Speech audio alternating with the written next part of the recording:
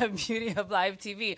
Aloha nui kako, mahalo ke ia launa ana I ke ia lano ke ia wapo kole, e hiki ke wala'au no ke kahi kumuhana ko'i, he kumuhana nui I waina o ka po'e mea unei I ke ia la.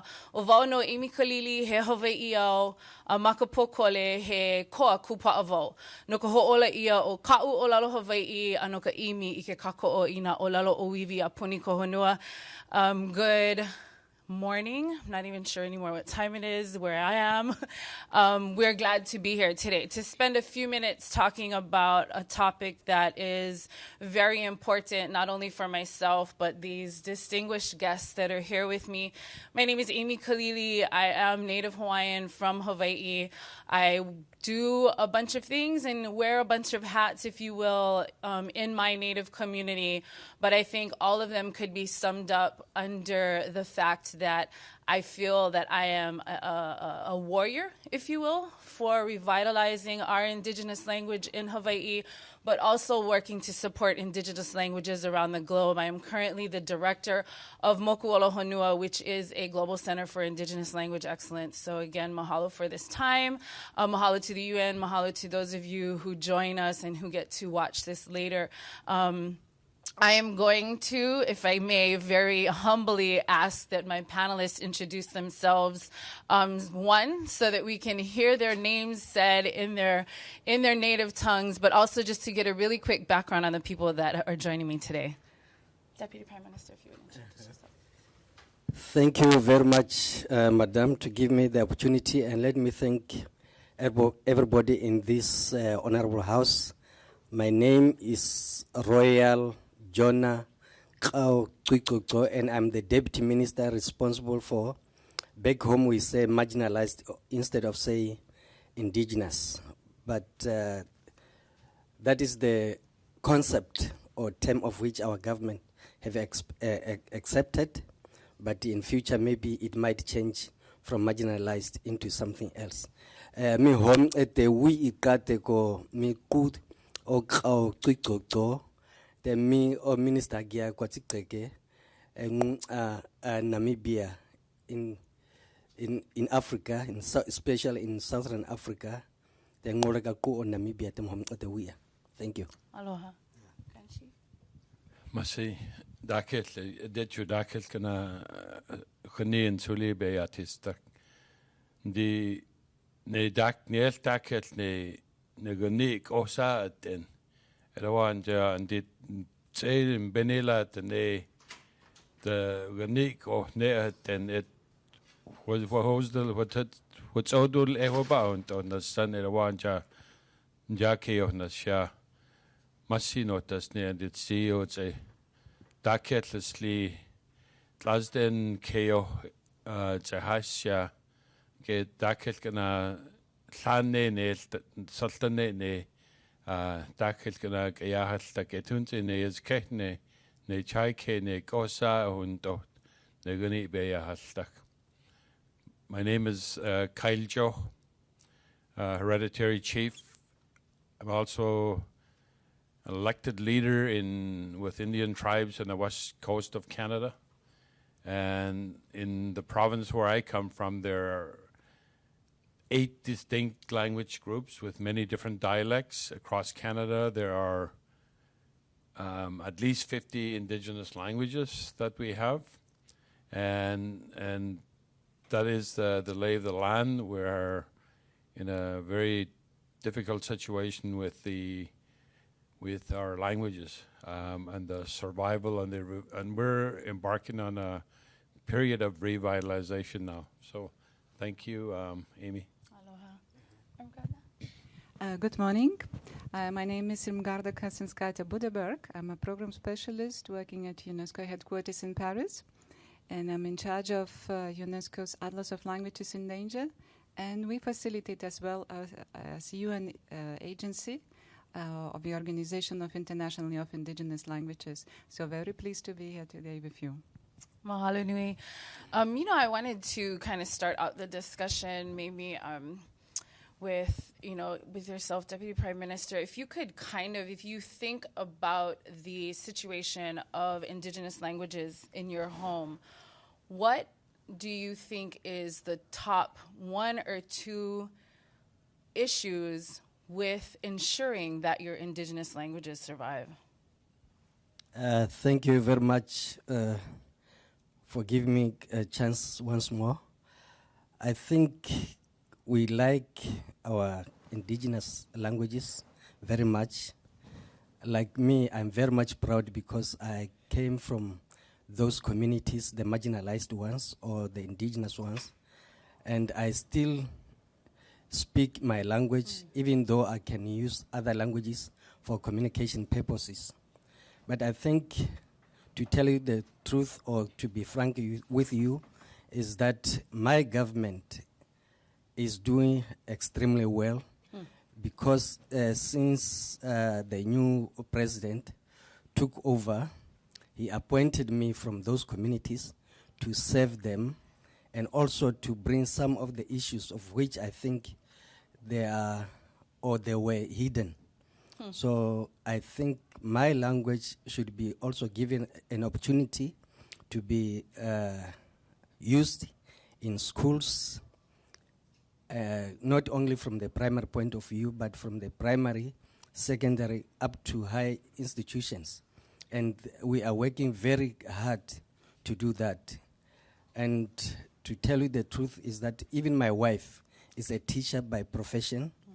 And we have got many from the indigenous who are now teachers, of which one of them is the principal of the village schools in my area. That is Chumkoi constituency. And let me also thank the UNICEF and UNESCO. These two international organizations are also meeting the government halfway. And I think they will also assist us to improve our languages. But the other issue is maybe lack of resources. Thank you very much.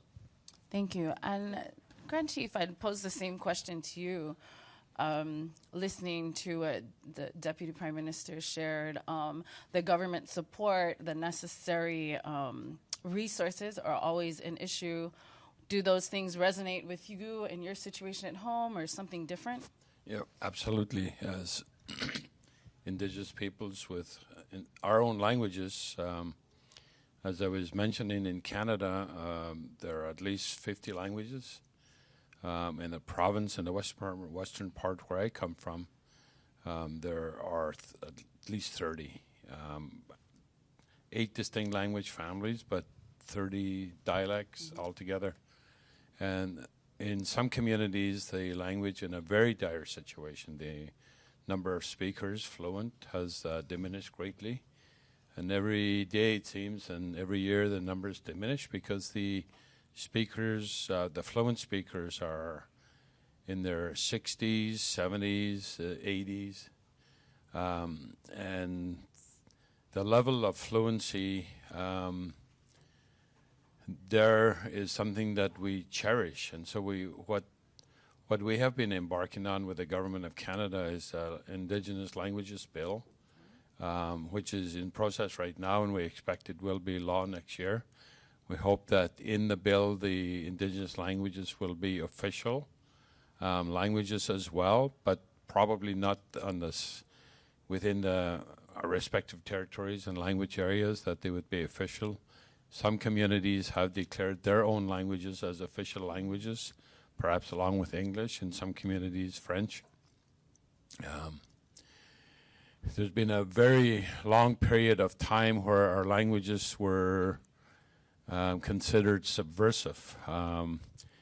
In attending 130 Indian residential schools across the country, the policy of government was to kill the languages and to kill the culture, to kill the Indian in us. And that was the purpose of these 130 schools that were there well over 100 years. 3-4 generations of our people attended those. So you can imagine when the language is not spoken, while we are in residential schools, 10 months out of 12 months, we were by law required to attend these institutions. And so there's been a dramatic and a very big impact So we're in a period of rethinking and revitalizing our languages. The focus in my community now, we're focusing on fluency. We have maybe 60 fluent speakers, and we're using that base to build. And we want to connect the elders and the cultural leaders with the children and the babies. So now we keep that intergenerational connection going and to work to rebuild, like you have in Hawaii. The tremendous work that you've done to revitalize your language. It's one of the rare examples across the country across the globe where we've seen tremendous success. And I want to thank UNESCO for heading the International Year of Indigenous Languages next year. I think it's a really important period to focus on the status of all Indigenous languages. I come from northern Canada, yet I'm able to talk to the Navajo people and the Apache people in southwestern United States. We share the same language, although different versions, different dialects of that same language. Before I came here, I talked to a young lady from the Navajo Nation, and I said to her, "No hien hunzo," and she said, "Oh, it's the same in our language. Your land is beautiful," I told her when I'd been down to her territory. So yes, thank you. Mahalo for your comments, Grand Chief. And I just wanted to chime in. Mahalo also for acknowledging what we've done in Hawaii. And when I think about, posing this question to myself, what some of the greater issues are, and resources is always a huge issue. A concerted kind of support from the government, whether that's by law, statutes and legislation that just support the status of our language. If resources come along with that, that's a great bonus to have. But I think another thing for us at home over the past 35 years, it's also been a process of reassuring even our own people that our languages have capacity. If you arrive in Hawaii, you'd be hard-pressed to hear Hawaiian language being spoken. You have to try really hard to be around communities or people that speak Hawaiian. So that was a process for our own people to just kind of reclaim it ourselves. And then to just get the exposure, if you will, for other people to be able to know and realize that Hawaii actually has an indigenous language, and it is a language that, although not a lot of people speak it, it's a language that can be used in government, in business, in media, and so that notion of just promoting it. And so with that, I wanted to bring you into the conversation, Irmgarda, in terms of now that you've put forth the action plan for next year, for 2019 being the International Year of Indigenous Languages, what do you think is going to be some of the highlights in terms of the benefits to Indigenous languages of having the year and the events next year, but even long-term, beyond next year? What are your thoughts on that?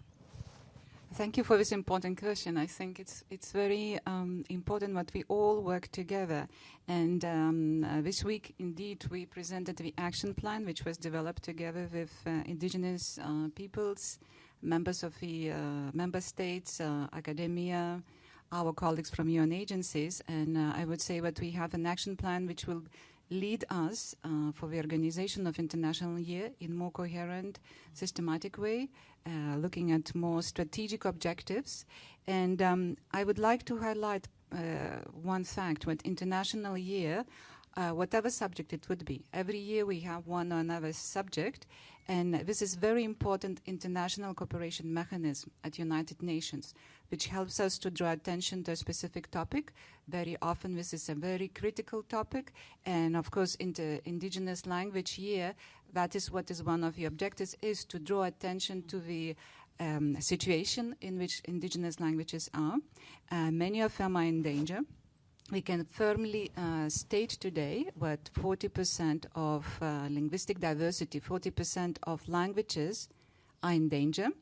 UNESCO Atlas of Languages in Danger. We are monitoring since a good decade the situation of languages around the world. And if we take nearly 7,000 languages, there are more than 2,000 which are listed on our atlas. Currently, those which are listed as endangered. There are, of course, different levels of endangerment. Some of them are vulnerable, some of them are extinct. But what is important as well to emphasize that statistically we could see what majority of those languages have fewer than 10,000 speakers left. And that is just contributes to the discussion what it was already said, Excellency Minister, what the number of speakers, it's very important, but those speakers who speak those languages, what we would be able to pass to next generation language skills, what we would pass with local knowledge, local traditions, what language would be used in different domains, whether it would be education, public sector, as well as internet-related information. These are important aspects that we have to take into consideration for the organization of International Year, which will start 1st of January. But once again, I would like to invite all stakeholders, whether we would be public, private, individual, institutional, academic, media as well. We call upon your involvement. UNESCO is one of the UN agencies which was requested to facilitate the process, but we believe that we can achieve much more if we work together. Now that you've said that, is there a source or a best point of contact or a place to go and get information on the year? Or what is the best way for people to do what you're saying, which is to engage in the process? Yes, there will be a website launch very soon. We expect during midsummer that we will be website dedicated to the International Year. Today we invite those who are interested to send us comments, indigenouspeoples@unesco.org, which is temporarily used as an email address for collecting information. And of course, as soon as we have a website, we would like to see it as a collaborative platform. It means that partners will be invited to create their accounts and post information about upcoming events, and find new partners and initiatives. That is the idea of the year, is international collaboration. Wonderful, thank you. Just wanted to come back to you, Grand Chief, in terms of your experience having been a member of the forum. What do you see are the opportunities within the forum and here at the United Nations for keeping the conversation going as it relates to Indigenous languages? What are the benefits, and how can people in Indigenous communities actually benefit from what the UN has to bring to bear to the conversation? Thank you, Aimee. I was a member of the Permanent Forum as an expert from North America, and I was appointed for 3 years and then reappointed for another 3 years. During that period in the Permanent Forum, one of my top priorities was Indigenous languages. And I kept on making sure that it was on our agenda, that we were able to talk about it and keep moving it forward, because there's so many different issues that we have that are important priorities. But for me, our languages really are the soul, look into the soul of our people, into who we are as Indigenous peoples. The wealth of knowledge, the traditions, the worldview that we have from the perspective of our languages. If those languages die, we lose that perspective, and the civilizations of Indigenous peoples disappear with those speakers. So it was a priority I had and pushed and promoted for a decade at the UN for Indigenous languages. That we have 1 year for it is good. But I'm recommending to the Permanent Forum that they should now begin promoting a decade for the revitalization of Indigenous languages, which I think is important, because 1 year we can focus on it, and then people move on, and it's not there and not important anymore. It's not in the public eye. So my view is let's put a decade after this first year and begin in earnest to do. I would recommend to UNESCO in the plan that I've seen, what I didn't see, and I would suggest that it would strengthen the plan, would be to a very strong focus on fluency of languages, which is what you do in Hawaii. But also a second thing would be really to connect the babies and the children with our elders and the fluent speakers in our communities and the cultural leaders. So now you have that intergenerational connection, which will work to ensure the survival. That it's good that we have it in our classrooms with teachers, but the greatest degree of fluency really comes from those who are fluent in the language and who know and have the connections to the old languages, the old philosophies, the old thinking that the elders have, so we don't lose that in the midst of revitalizing and relearning our language. I think it's really important to reflect that in the plan. What is it? How is it that we revitalize and keep our languages going? The fact that we have a year to focus, that we have some plans to promote it, but how do we actually increase the fluency is the worry that I have, and it's the area that I've seen the work that you've done in Hawaii and how that's worked, and I'm really impressed with that. One of the bright spots, I think, in the globe on revitalization of Indigenous languages. Thank you.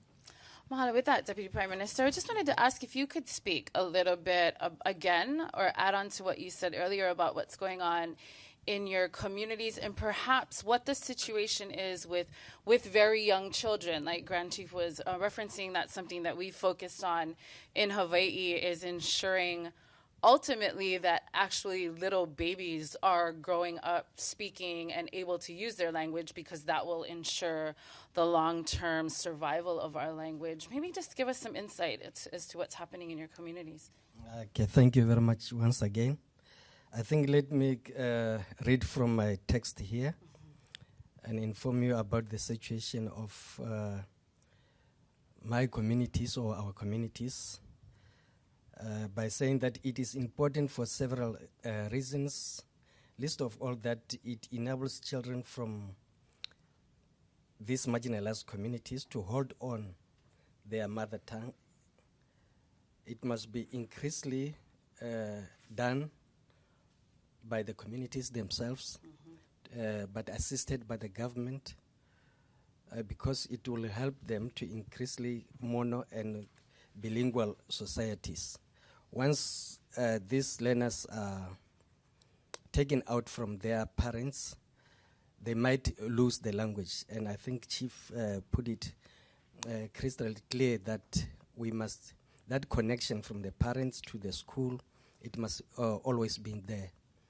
And by so doing that, we are also letting the language not to die. So, and I'm not going to shy by still repeating myself of saying that as marginalized in Africa, particularly in Namibia, we sometimes experience lack of resources to do that. And sometimes, you know, the schools are very far from where the communities are. And I also stated it earlier on by saying that we are being assisted by UNESCO and UNICEF. And I think they are doing a wonderful job to meet the government halfway.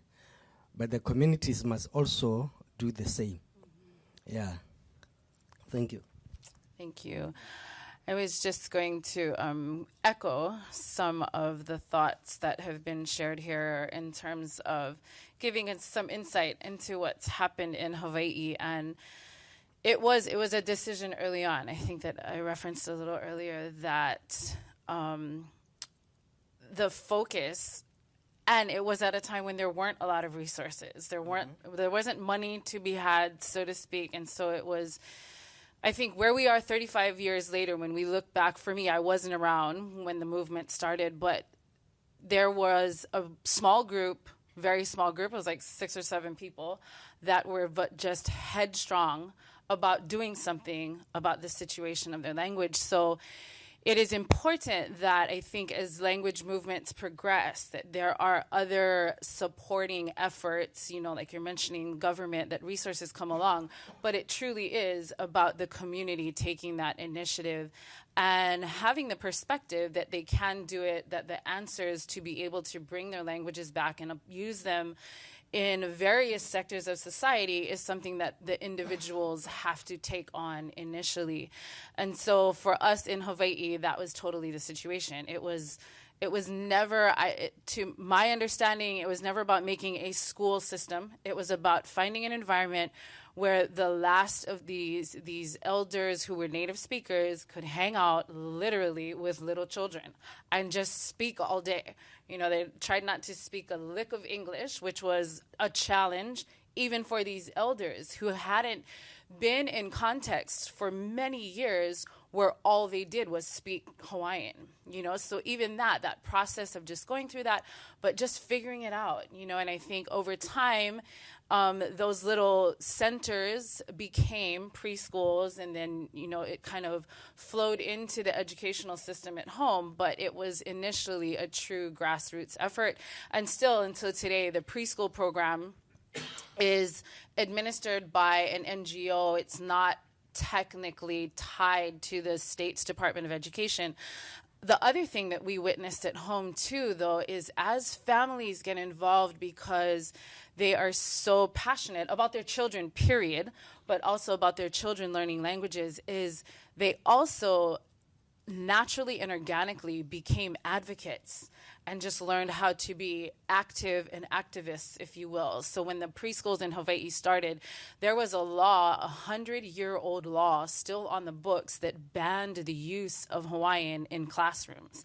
And so the parents of these children band together and did what they could, lobbied the Board of Education, worked with legislators at home to change that law.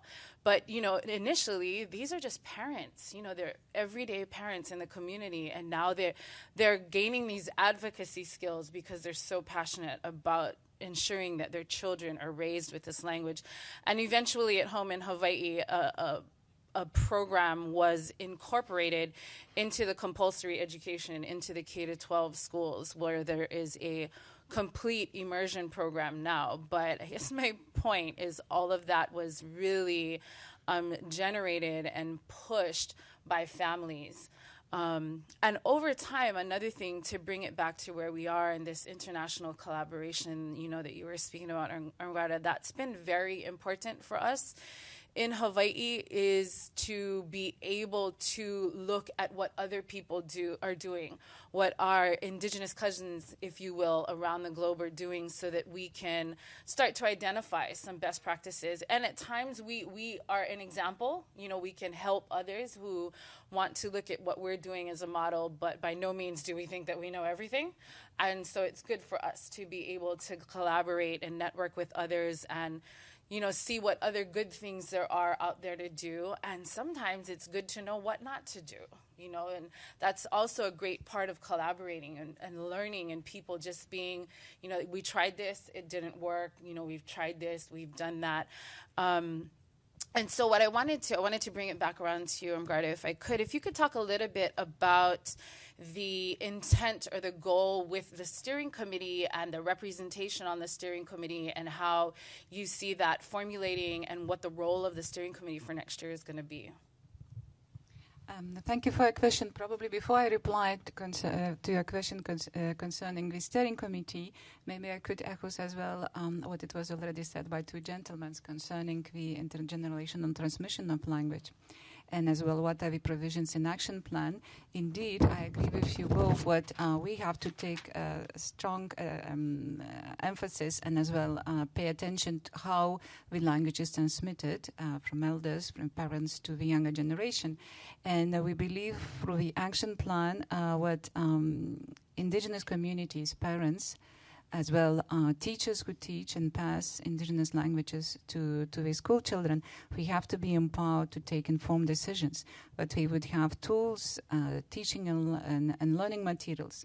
But we would be able as well to use new information communication technologies, because youngsters, we really are interested in new tools, in new ways of learning, and we would emphasize what education should take place, not only in formal education, but as you referred as well in your community, in informal settings where we could see it, what simple communication and for sharing practices, just speaking about ordinary daily things could facilitate as well the transmission of language from one generation to another.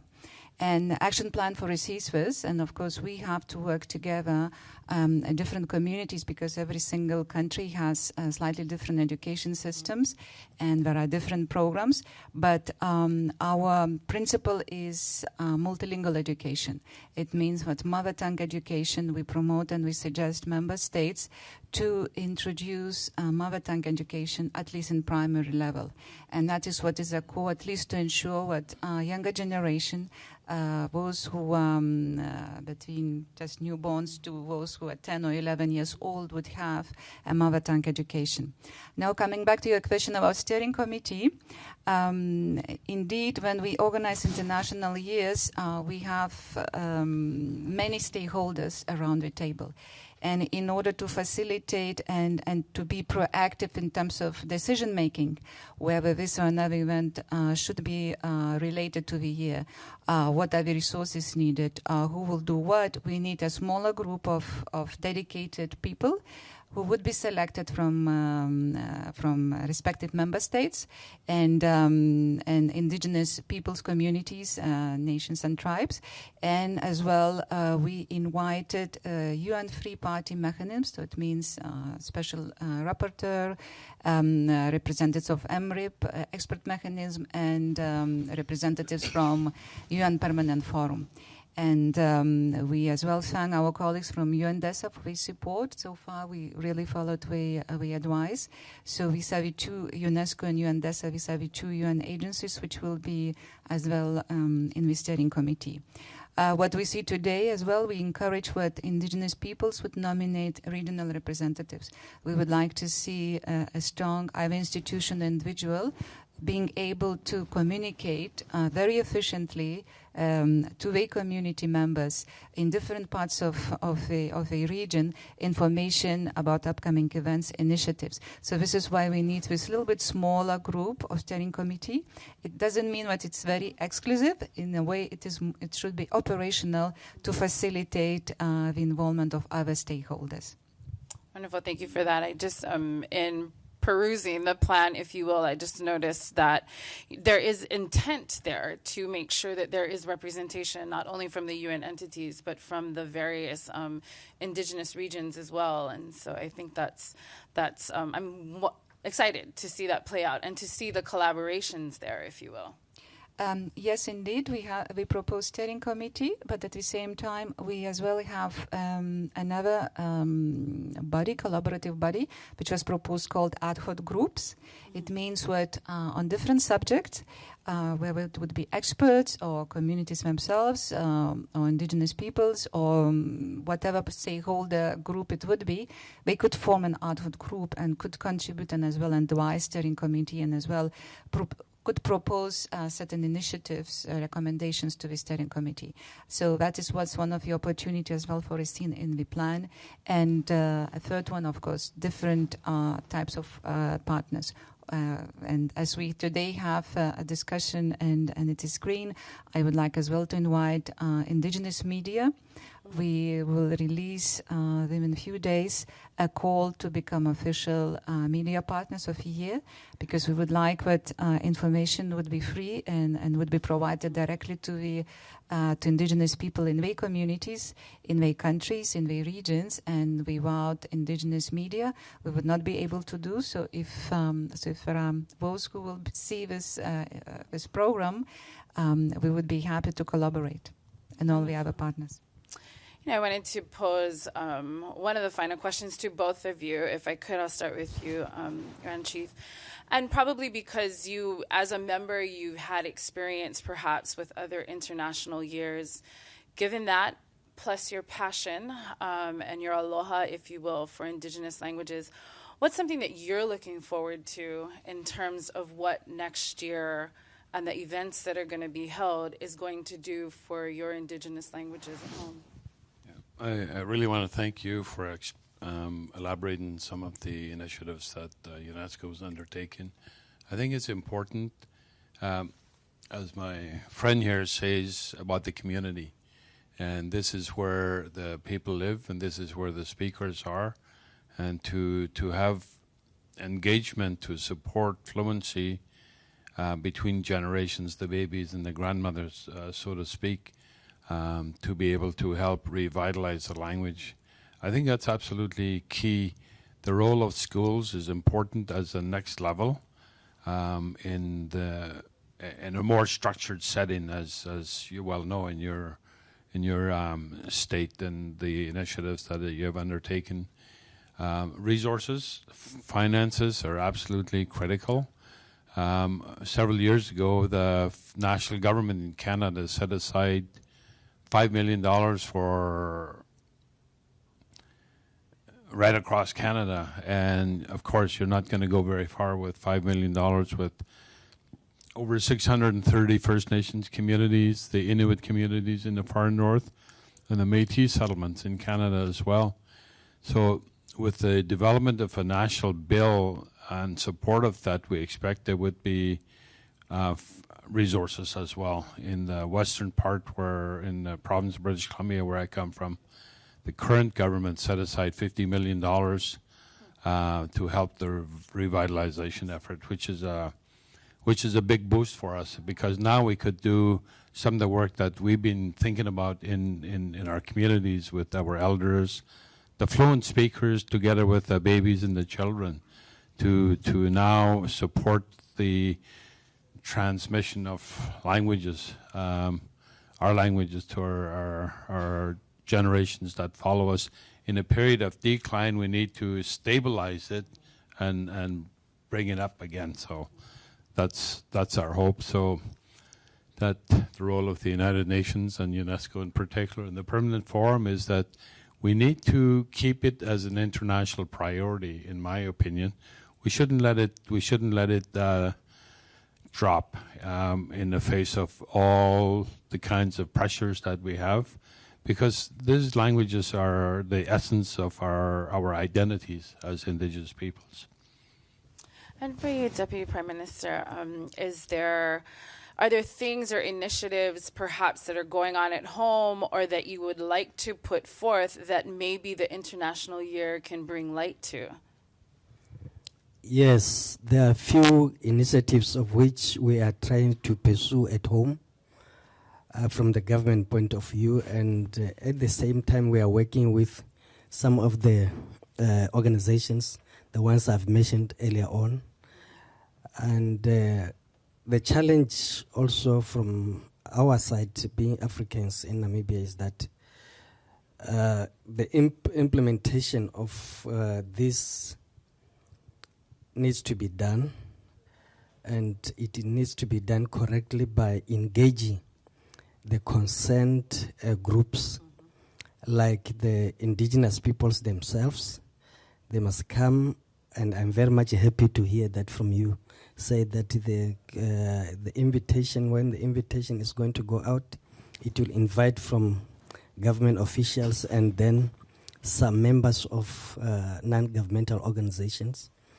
And I would also like to see, because this one is very closer to all of us being indigenous, we want to present our cases and we want to be helped correctly. And the government is like my government is trying her level best to listen to the indigenous peoples. That's why I was appointed to deal with these issues. And it is also good to hear that a body like this one is also eager to assist us, because we don't want to see our languages, or we don't want to lose our languages. Because once you lose your language and identity, then you are nothing, or you are like a dead person. Thank you very much. You know, listening to both of you speak just now in the comments, I'm thinking about, you know, for us at home, we, in the past maybe 2 or 3 years, we've started this conversation about, an informal one, about how a goal for us at home should be making hearing Hawaiian language in Hawaii less novel. It should just be normal, which it isn't yet. Even for us, for Native Hawaiians, I still have this visceral reaction when I hear somebody speaking Hawaiian. I'm like, oh, they're speaking Hawaiian. even I may not make that face, but I just have that reaction internally. And a goal, I think, for myself and some of my friends, as I said, is just to get to that place where it's just a little less novel and a little more normal. And although this may sound counterintuitive, I think having the year next year to bring it to the forefront, however, that there is this global effort to not only revitalize but re-normalize our Indigenous languages gives an opportunity for us at home to just talk about that, to bring that conversation, even as you're mentioning, Grand Chief, here at the UN, to make sure that it's a conversation that's always brought to the forefront. It's important for us, even at home, to do what we can to keep that conversation going. And so I'd also like to echo the comments of my comrades here and to mahalo not only the forum, the UN in general, but also UNESCO and Irmgarda, what you folks are putting together and the plan that you're going to pursue. Thank you very much. I am excited myself, all bias aside, because I am this kind of hyper language person. So I'm excited to see how it's going to play out. I've never really engaged in or maybe paid attention to, took notice of the International Year mechanism that the UN puts forth. So really excited to see what's going to play out and to hopefully engage myself and ourselves for Hawaii.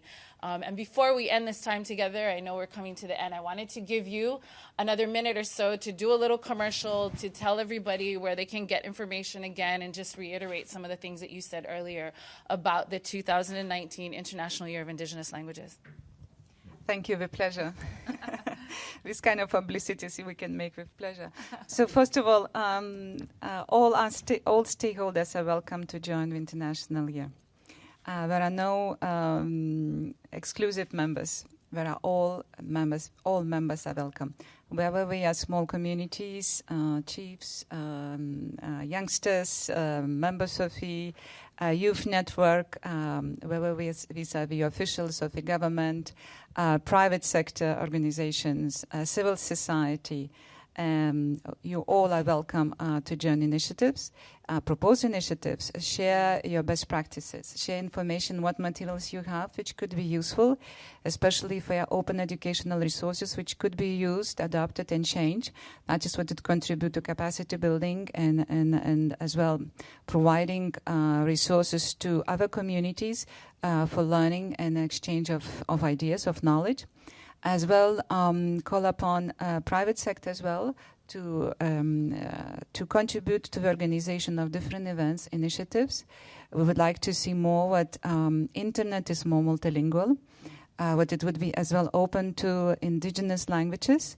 This is important because we could see it, what young people, as I said already, we use internet, we use smartphones, tablets and all kind of other things, which help to communicate between the parents, being even outside the communities.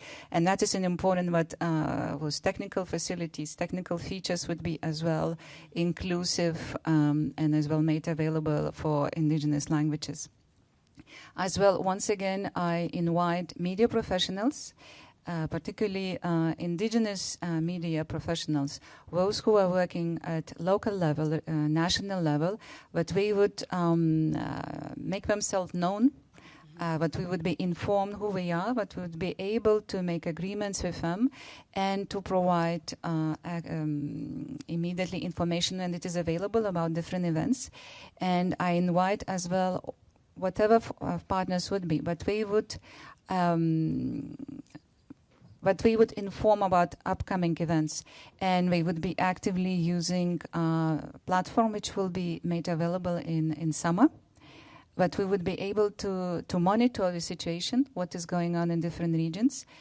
We will establish a calendar of events, and today in the afternoon we'll have a side event where we expect to come up with some elements for a work plan. Mm-hmm. We have an action plan, which is a guiding document, but at the same time, we clearly see what we need to establish a work plan. It means very concrete activities, calendar of events, to know who is doing what and then how many people will be involved and what is the outcome. And in action plan, we suggested 15 categories of events, meaning those like we are attending today here, permanent forum, which makes decisions, but at the same time, there are those events which will contribute to exchange of information and knowledge, those which will be able to produce recommendations.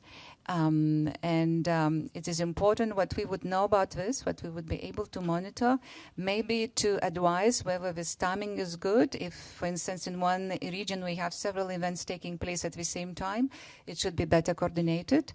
And that would help us to, at the end of 2019, to prepare a summary report, which will go, of course, to the Permanent Forum, and we hope to a UN General Assembly, with certain recommendations. And, of course, we'll see if recommendations such as UN Decade on Indigenous Languages will be put forward. We will be happy to work on that if member states approve this and suggest endorsing it. So these are probably the key elements for promotion of the year, and let's work together. That's most important. So just to reiterate, there will be a website that will be active, functional in the summer. And in the interim, if people want to forward suggestions or questions, what was that, the email address again? Yes, the email address, temporary email address, what we use, indigenouspeoples@unesco.org. Mahalo nui. And then to my colleagues, Grand Chief, Deputy Prime Minister, if you have any closing thoughts that you want to share. Just to reiterate, comment that the Secretary General, the former Secretary General, said that we have at least one Indigenous language that dies every week, and that's one too many. And you look at it over 52 weeks, you're looking at 30 to 50 languages that become extinct. I don't know if people really understand the significance of that and the dire situation that we see Indigenous languages. So I really think that the member states, as you suggest, and I agree completely that we need to make sure that they are active in the continued setting of priorities, including on Indigenous languages, to ensure its the continued survival of Indigenous languages. And that's I really am grateful that UNESCO and the United Nations has set aside this year. I think it's an important measure, and that UNESCO for the UN is leading it, that perhaps with your partner agencies and bodies at the UN to collaborate to ensure that they are party to this work. So I think I want to thank you for moderating this panel, and I love the language of my brother here. The very first time I heard it was in a movie called The Gods Must Be Crazy, and it's like, wow, I love that language, and I'm happy to meet this gentleman here and to hear him speak that really important language. Yeah, thank you very much. In conclusion, let me inform you that in Namibia we have got 8 San or Kalahari Bushmen communities with a different dialogue. I mean dialects, not dialogue by dialects. We have got Haikums. They look similar like me, but to be honest, they lost their language, so they speak the dominated language in their particular area where they reside. And then we have got the Kxao, Kxao, and the Kxao. But always these communities, I am coming from the Juhasi, meaning the really people, Juhasi, because the word Jew is a person, and in plural, then it becomes Juhasi. Is where I'm coming from. So in my constituency, we are dominating. That's why we are still keeping our language. But in other constituencies or settlements where non-marginalized communities are dominating, some of these communities which I've mentioned here are losing out their language. But I'm very much happy that we have got a body here assisting us through UNESCO and UNICEF. You are doing a wonderful job. And maybe if funds permits, We would like to learn from you and also from Chief here. I'm also a chief, but a chief who is on leave for a certain period of time. And let me thank you very much for listening to me. Mahalo nui. Mahalo to all of you as well for this time that we had to, as we stay at home in a kind of colloquial speak, to talk story about this issue. I know that we are obviously all passionate about as individuals. Mahalo Ya'oi as well for the work that's going to be done next year. Ya'oko no ho'i kapo'e loko ke yalumi kapo'e nana ana ma ke kiwi ma ka punai vele.